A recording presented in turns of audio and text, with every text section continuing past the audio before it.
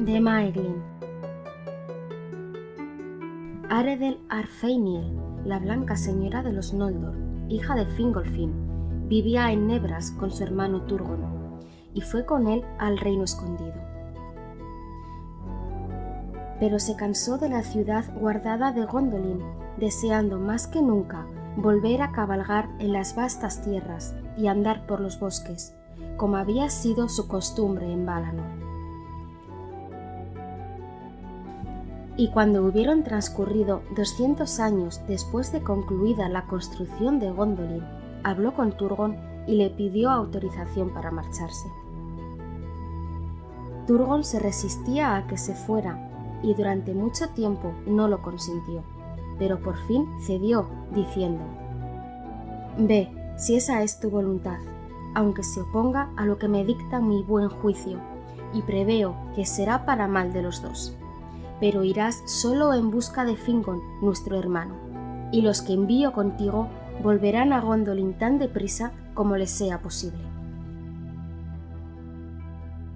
Pero Aredel dijo: «Soy tu hermana y no tu sirvienta, y más allá de tus confines iré tal como me parezca conveniente, y si me escatimas una escolta, iré sola». Entonces Turgon le respondió: «No te escatimo nada de lo que tengo, empero no deseo que nadie que viva fuera de mis muros conozca el camino hacia aquí. Confío en ti, hermana mía, pero no en que otros mantengan la boca cerrada». Y Turgon designó a 3 señores de su casa para que cabalgaran junto con Aredel, y les pidió que la llevaran al encuentro de Fingon en Hithlum, si podían convencerla. «Y sed precavidos», les dijo, «porque aunque Morgoth esté aún confinado en el norte, hay peligros en la Tierra Media que la señora no conoce». Entonces Aredel abandonó Gondolin y el corazón de Turgon quedó apesadumbrado. Pero cuando ella llegó al vado de Briciag, en el río Sirion, les dijo a sus compañeros: «Doblad ahora hacia el sur, no hacia el norte, porque no iré a Hithlum. Mi corazón prefiere ir al encuentro de los hijos de Fëanor, mis amigos de antaño». Y como no pudieron disuadirla, doblaron hacia el sur, como ella lo ordenaba, e intentaron ser admitidos en Doriath. Pero los guardianes de la frontera se opusieron, porque Fingon no quería que ninguno de los Noldor cruzara la cintura, salvo las gentes de la casa de Finarfin, y menos aún algún amigo de los hijos de Fëanor. Por este motivo, los guardianes de la frontera le dijeron a Aredel: «Para llegar a la tierra de Celegon, a la que ahora vais, señora, no podéis de ninguna manera atravesar el reino del rey Thingol. Tenéis que cabalgar más allá de la cintura de Melian, hacia el sur o hacia el norte. El camino más rápido es por los senderos que conducen al este desde Briciag a través de Dimbar y a lo largo de la frontera septentrional de este reino, y que después de cruzar el puente de Sgalduin y los vados del Aros, entran en las tierras de más allá de la colina de Himrim. Allí viven, según lo creemos, Celegor y Curufin, y puede que los encontréis, pero el camino es difícil». Entonces Aredel se volvió y buscó el peligroso camino entre los valles encantados de Erez Gorgoroth y los cercados septentrionales de Doriath, y mientras se acercaban a la región maligna de Nan Dungorcet, unas sombras envolvieron a los jinetes, y Aredel perdió a sus compañeros y se extravió. Durante mucho tiempo la buscaron en vano, temiendo que hubiera caído en una trampa o hubiera bebido de las corrientes envenenadas de esa región. Pero las criaturas salvajes de Ungoliant, que moraban en los barrancos, los persiguieron y apenas pudieron escapar con vida.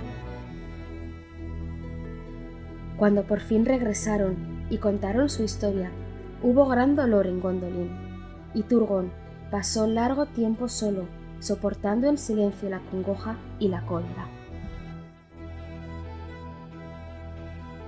Pero Aredel, después de haber buscado en vano a sus compañeros, siguió adelante, pues no tenía miedo y era de corazón animoso, como todos los hijos de Finwë.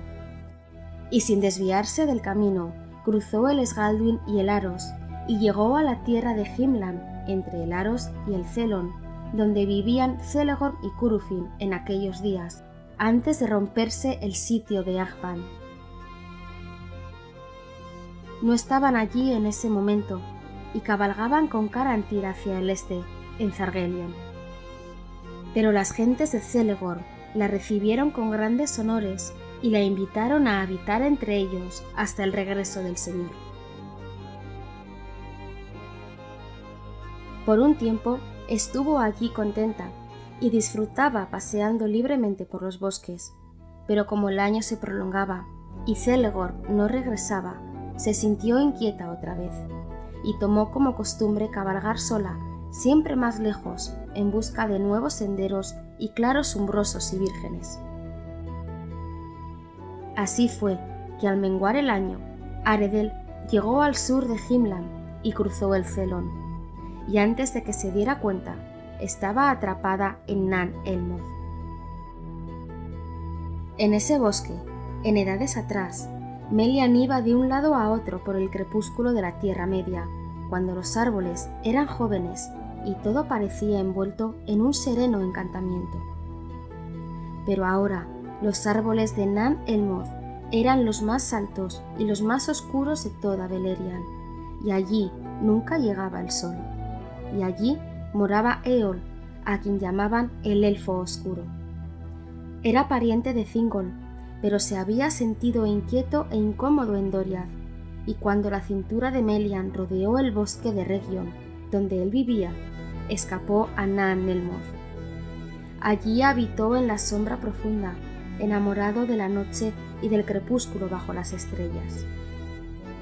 Evitaba a los Noldor, pues los tenía por culpables del regreso de Morgoth, que había perturbado la quietud de Beleriand, pero le agradaban los enanos más que a ningún otro de los elfos de antaño.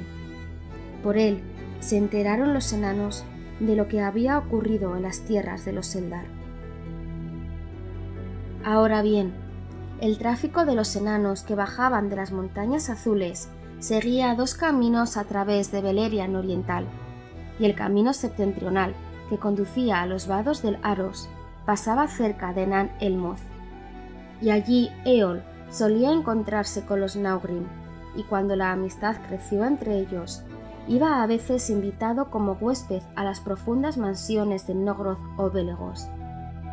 Allí aprendió mucho sobre los trabajos en metal, en los que llegó a ser hábil en extremo, e inventó un metal tan duro como el acero de los enanos, pero tan maleable que podía hacerlo delgado y flexible, y sin embargo seguía siendo resistente a todas las espadas y dardos. Lo llamó Galbor, porque era negro y brillante como el azabache, y se vestía con él cada vez que salía. Pero Eol, aunque encorvado por sus trabajos de herrero, de ningún modo era un enano, sino un elfo de elevada estatura, de la alta estirpe de los Teleri, noble, aunque ceñudo de cara, y con ojos capaces de traspasar las honduras de las sombras y los lugares oscuros.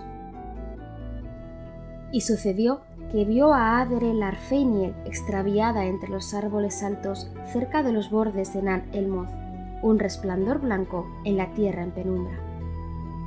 Muy bella le pareció y la deseó, y le echó un encantamiento para que no le fuera posible encontrar el camino de salida y se acercara cada vez más a donde él moraba, en las profundidades del bosque. Allí tenía su herrería y sus estancias oscuras y sus sirvientes, silenciosos y callados como él. Y cuando Aredel, fatigada de errar, llegó por fin a las puertas de la casa de Eol, él se le apareció y le dio la bienvenida y la hizo entrar en la casa. Y allí se quedó, porque Eol la tomó como esposa. Y transcurrió mucho tiempo antes de que algún pariente de Aredel volviera a saber de ella. No se dijo que Aredel no estuviera del todo descontenta, ni que durante muchos años la vida en Nan Elmoth le fuera odiosa. porque, aunque por orden de Eol tuviera que evitar la luz del sol, erraban juntos muy lejos bajo las estrellas o a la luz de la luna menguante.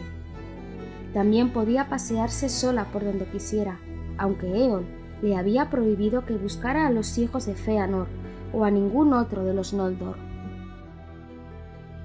Y Aredel tuvo un hijo de Eol en las sombras de Nal el-Moth, y le puso un nombre secreto en la lengua prohibida de los Noldor, Lomion, que significa hijo del crepúsculo. Pero el padre no le dio ningún nombre hasta que tuvo 12 años. Lo llamó entonces Maeglin, que significa mirada aguda, pues advirtió que los ojos de su hijo eran más penetrantes que los de él, y que era capaz de leer los secretos de los corazones, más allá de la niebla de las palabras. A medida que Maeglin crecía, tenía cada vez más la cara y la talla de los Noldor, pero en temple y mente era el hijo de su padre. Parco en palabras, hablaba solo cuando los asuntos le incumbían de cerca, y entonces su voz tenía el poder de convocar a quienes lo escuchaban y de derribar a quienes se le oponían. Era alto y de cabellos negros, y de ojos oscuros, brillantes y profundos como los ojos de los Noldor, y de piel blanca. A menudo iba con Eol a las ciudades de los enanos al este de Ered Lindon, y allí aprendía lo que estuvieran dispuestos a enseñarle, y sobre todo, el arte de descubrir las vetas de los metales en las montañas. Sin embargo, se cuenta que Maeglin amaba más a su madre, y que si Eol salía, se quedaba sentado largo tiempo junto a ella, y escuchaba todo cuanto pudiera contarle de las gentes de su casa y de las hazañas que habían llevado a cabo en Eldamar, y del poderío y el valor de los príncipes de la casa de Fingolfin. Todas estas cosas guardaba celosamente en el corazón, pero sobre todo lo que oía de Turgon y de que no había heredero, pues su esposa, Elengwe, había muerto en el cruce del Elcaraxe, y no le quedaba otro hijo que la joven Idril Celembryndal. Mientras contaba estas historias, se despertó en Aredel el deseo de volver a ver a los suyos, y se maravilló de que se hubiera cansado de la luz de Gondolin y de las fuentes al sol y las verdes hierbas de Tumladen bajo los cielos ventosos de la primavera. Además, a menudo se sentía sola en las sombras cuando el hijo y el marido se ausentaban. De esas historias nacieron también las primeras disputas entre Maeglin y Eol, porque de ningún modo quiso Aredel revelarle a Maeglin dónde habitaba Turgon, ni de qué manera se podía llegar allí, y él decidió esperar, confiando en que algún día le sonsacaría el secreto, o quizá pudiera leerle la mente desprevenida. Pero antes que nada, deseaba ver a los Noldor y conversar con los hijos de Fëanor, sus parientes, que no vivían lejos. Pero cuando declaró sus propósitos, Eol entró en cólera. «Tú perteneces a la casa de Eol, Maeglin, hijo mío», le dijo, «y no a la de Golodrim.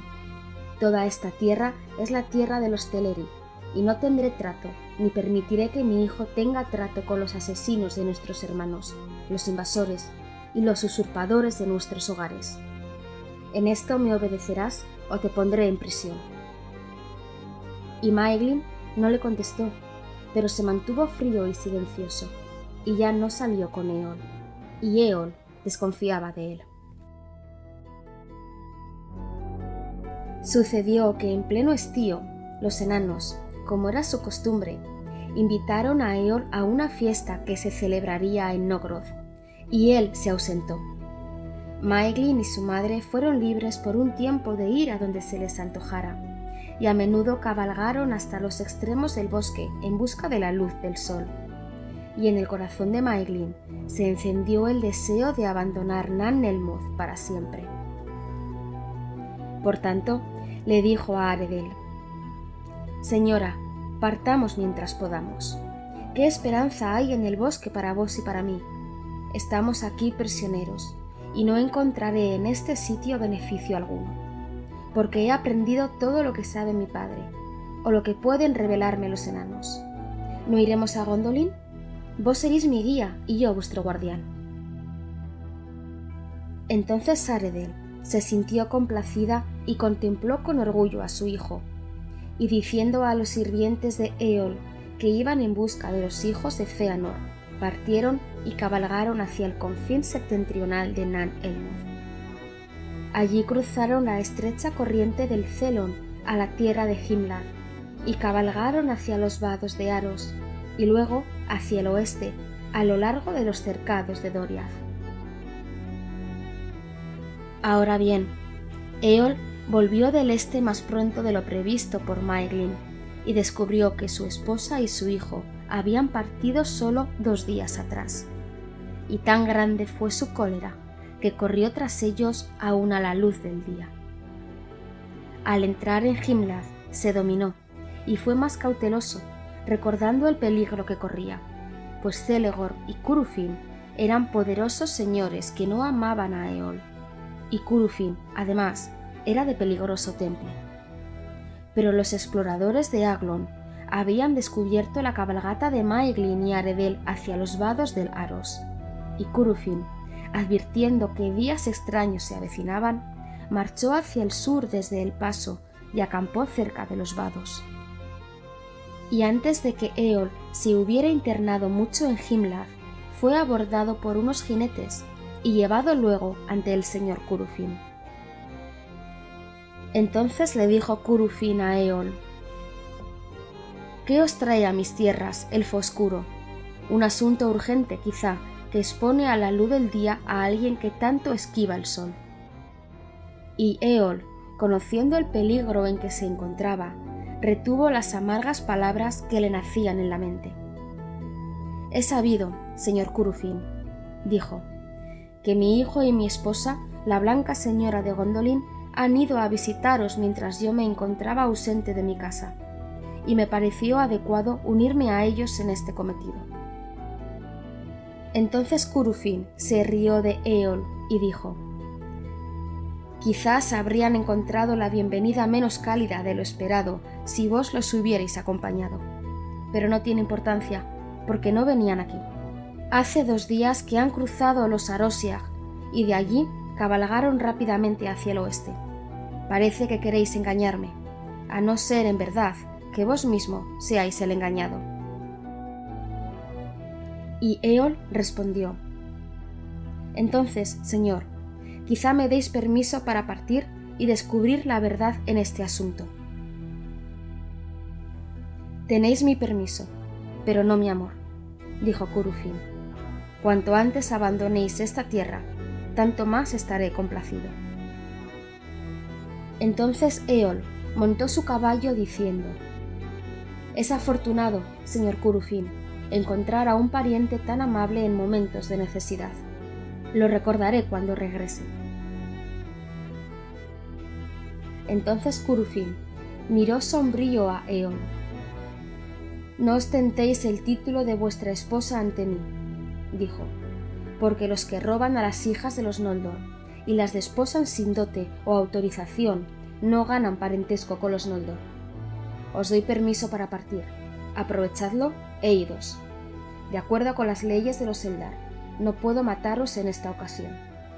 Y este consejo añado: volved a vuestra morada en la oscuridad de Nan Elmoth, pues me advierte el corazón que si perseguís ahora a los que ya no os aman, nunca volveréis. Entonces Eol se alejó cabalgando deprisa y lleno de odio por todos los Noldor, pues comprendía ahora que Maeglin y Aredel huían a Gondolin. Y llevado por la ira y la vergüenza de su humillación, cruzó los vados del Aros y se precipitó por el camino que ellos habían recorrido antes. Pero aunque no sabían que él los seguía, montado en el corcel más rápido, Eol no consiguió verlos antes que llegaran al Briciag y dejaran allí los caballos. Los traicionó entonces la mala suerte, porque los caballos relincharon con fuerza y el corcel de Eol los oyó y se apresuró hacia ellos. Y Eol vio desde lejos el blanco vestido de Aredel y observó que iba en busca del sendero secreto en las montañas. Ahora bien, Aredel y Maeglin llegaron al portal exterior de Gondolin y la guardia oscura bajo las montañas. Y allí ella fue recibida con alegría y pasando por las 7 puertas llegó con Maeglin ante Turgon sobre Amon Wareth. Entonces el rey escuchó maravillado todo lo que Aredel tenía que contar, y miró con agrado a Maeglin, el hijo de su hermana, viendo en él a un príncipe digno de contarse entre los Noldor. «Me alegro en verdad de que Arfeiniel haya regresado a Gondolin», dijo, «y ahora mi ciudad parecerá otra vez más hermosa que en los días en que daba a mi hermana por perdida, y Maeglin tendrá los más grandes honores de mi reino». Entonces Maeglin le hizo una profunda reverencia y tuvo a Turgon por rey y señor, y se le sometió. Pero se mantuvo silencioso y alerta, porque la dicha y el esplendor de Gondolin sobrepasaban todo lo que había imaginado por las historias de su madre, y estaba asombrado ante la fortaleza de la ciudad y de los ejércitos y las muchas cosas extrañas y hermosas que contemplaba. Sin embargo, nada atraía tanto su mirada como Idril, la hija del rey, que estaba sentada junto a él, porque era dorada como los Vanyar, el linaje de su madre, y se parecía al sol, del que el palacio entero del rey recibía la luz. Pero Eol, siguiendo los pasos de Aredel, encontró el río seco y el sendero secreto, y así, arrastrándose sigiloso, llegó a la guardia, y fue atrapado e interrogado. Y cuando la guardia oyó que reclamaba a Aredel como esposa, se sorprendió, y envió un rápido mensajero a la ciudad, y fue a la estancia del rey. «Señor», exclamó, «la guardia ha hecho prisionero a uno que ha llegado encubierto ante el portal oscuro. Dice llamarse Eol, y es un elfo de alta talla, oscuro y ceñudo, de la parentela de los Sindar. No obstante, reclama a la señora Aredel como esposa, y pide que lo traigan ante vos. Es mucha su cólera, y cuesta contenerlo, pero no lo hemos matado, tal como vuestra ley lo exige». Entonces Aredel dijo: «¡Ay! Eol nos ha seguido como lo temía, pero lo ha hecho con gran cuidado, pues no vimos ni oímos nada al entrar en el camino escondido». Luego le dijo al mensajero: «No ha dicho sino la verdad. Él es Eol y yo soy su esposa, y él es el padre de mi hijo. No lo matéis, sino traedlo ante el juicio del rey, si éste así lo dispone». Y así se hizo, y Eol fue llevado al palacio, y se mantuvo en pie ante el alto trono de Turgon, con una expresión torva y orgullosa. Aunque no estaba menos asombrado que su hijo ante todo cuanto veía, más le pesaban en el corazón la ira y el odio que sentía por los Noldor. Pero Turgon lo trató con honores, y se puso de pie, y quiso tomarle la mano, y le dijo: «Bienvenido, mi pariente, pues por tal os tengo. Aquí moraréis a vuestro gusto, pero no abandonaréis mi reino, porque es mi ley que quien encuentre el camino a mi morada ya no podrá irse». Pero Eol retiró la mano. «No reconozco yo tu ley», dijo, «ni vos ni ninguno de vuestro linaje tenéis derecho en esta tierra a apoderaros de reinos o poner límites en sitio alguno. Esta es la tierra de los Teleri, a quienes traéis guerra e inquietud, y a los que tratáis siempre con orgullo e injusticia. Nada me importa de vuestros secretos, y no vine a espiaros, sino a reclamar lo mío, mi esposa y mi hijo. No obstante, si cierto derecho tenéis a Aredel, vuestra hermana, que ella se quede. Que el pájaro vuelva a la jaula, donde pronto volverá a enfermar, como ya enfermó antes. Pero no Maeglin. A mi hijo no lo retendréis. Ven, Maeglin, hijo de Eol, tu padre te lo ordena. Abandona la casa de los enemigos y los asesinos de mis gentes, o seas maldito». Pero Maeglin no respondió. Entonces Turgon, se sentó en su alto trono sosteniendo el cetro del juicio y habló con voz severa. No discutiré con vos, elfo oscuro. Solo las espadas de los Noldor defienden vuestros bosques sin sol. La libertad que allí tenéis de errar libremente se la debéis a mi gente. Si no fuera por ellos, hace ya tiempo que trabajaríais esclavizado en las mazmorras de Angmar. Y aquí yo soy el rey. Y lo queráis o no, mi juicio es inapelable. Solo tenéis esta alternativa: vivir aquí o morir aquí. Y lo mismo en lo que se refiere a tu hijo. Entonces Eol miró al rey Turgon a los ojos y no se intimidó, y permaneció erguido largo rato sin decir una palabra y completamente inmóvil, mientras un profundo silencio se hacía en la estancia. Y Aredel sintió miedo, pues sabía que Eol era peligroso. De pronto, rápido como una víbora, Eol sacó una jabalina que llevaba oculta bajo la capa y se la arrojó a Maeglin, exclamando: «Elijo la segunda opción, y también para mi hijo. No retendréis aquello que me pertenece». Pero Aredel saltó delante del dardo, que la hirió en el hombro, y Eol fue sometido por muchos y encadenado, y llevado afuera, mientras otros asistían a Aredel. Pero Maeglin observaba a su padre en silencio. Se decidió que Eol fuera llevado al día siguiente ante el rey para ser juzgado, y Aredel e Idril inclinaron a Turgon a que se mostrara clemente. Pero al caer la tarde, Aredel enfermó, aunque la herida no había parecido grave, y se hundió en la oscuridad, y a la noche murió, porque la punta de la jabalina estaba envenenada, aunque nadie lo supo hasta que fue demasiado tarde. Por tanto, cuando Eol fue llevado ante Turgon, no encontró clemencia, y lo condujeron al Caradhur, un precipicio de piedra negra sobre la ladera al norte de la colina de Gondolin, para arrojarlo desde los muros escarpados de la ciudad. Y Maeglin se encontraba allí, y no decía nada. Pero por fin Eol gritó: «Así pues, abandonas a tu padre y a tu gente, hijo malnacido. Aquí fracasarán todas tus esperanzas, y que aquí tengas la misma muerte que yo». Entonces arrojaron a Eol por el Caradhur, y así él perdió la vida, y a todos en Gondolin les pareció justo.